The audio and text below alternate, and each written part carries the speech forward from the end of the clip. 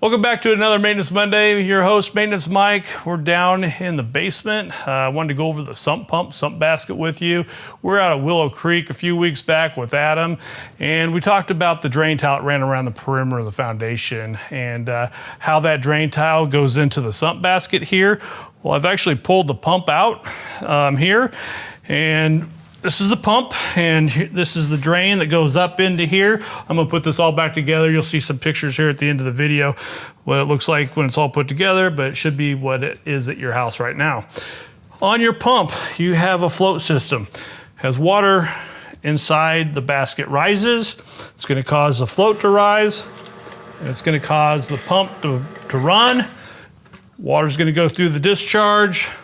It's gonna go through here and out to the street. This is a backflow preventer, so if the water backs up in the storm sewer, it doesn't back up into your house. You want to make sure that you always have a backflow preventer on here.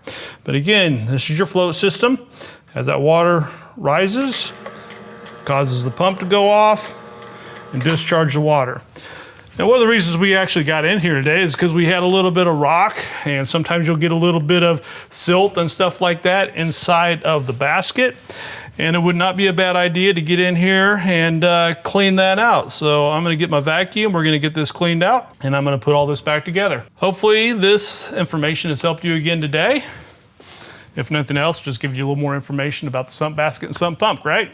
So we'll see you next Monday for another Maintenance Monday. Be safe. Talked before, we were out with Adam at one of our places out, where were we at there? Shoot, we're gonna start all over. Yeah, Willow Creek. It's all good.